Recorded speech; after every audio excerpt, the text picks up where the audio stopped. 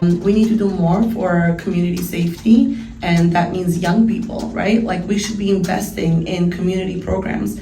Just a few weeks ago, me and Marit met with the director of YouthLink here in Scarborough, and we've heard firsthand how important it is to invest in youth programs. But instead, Doug Ford is doing the opposite. He's taking away opportunity by cutting OSAP. And this is just not acceptable. Same thing with healthcare. We just see more cuts and more cuts, where we know that if you invest more in healthcare, if you showing up every day to knock on doors. And the reason they're doing it is because, first of all, we really want to continue to represent the hardworking people of Scarborough Southwest.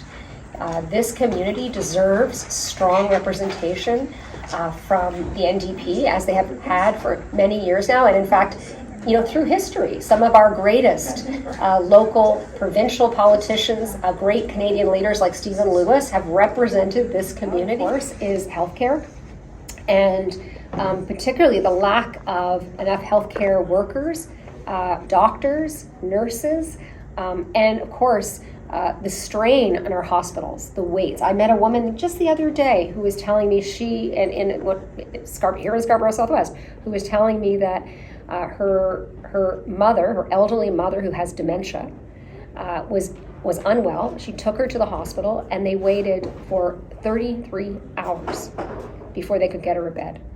That is not acceptable, but unfortunately, in Doug Ford's Ontario, that has... Welcome to Anjahan Legal Professional Corporation.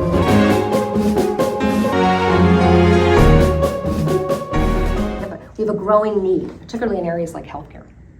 I would say that when it comes to young people, for example, the example you gave, not being able to find jobs, we know that Ontario has the highest youth unemployment rate in the country. Yes. This is a fact. Yeah.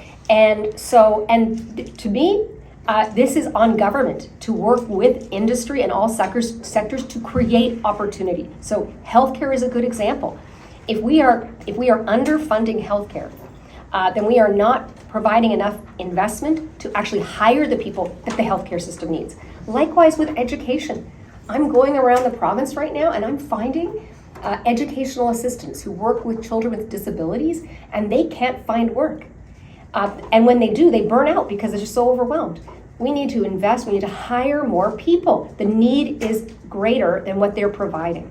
So it actually is a role for government, particularly in those public sectors. In their home. And we are absolutely here to support those folks. It's corporate landlords, like, the people that have these huge buildings like 10 Macy, 30 Denton, pharmacy buildings, Teesdale. You guys know, and that's where the frustration comes from, because these are corporate landlords that treat their tenants like cash cows, right? I'm sure you guys live in the riding. You probably have friends who live in one of those buildings. Repairs never get done.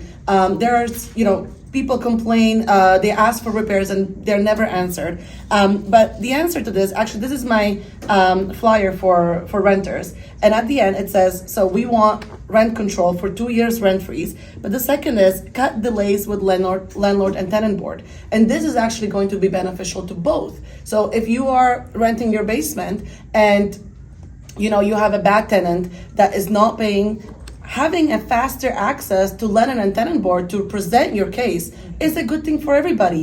We are not just on side of the tenants. We are for fairness. That is where we are, and that's what we're arguing for. A lot of tenants that are under corporate landlords are not being treated fairly.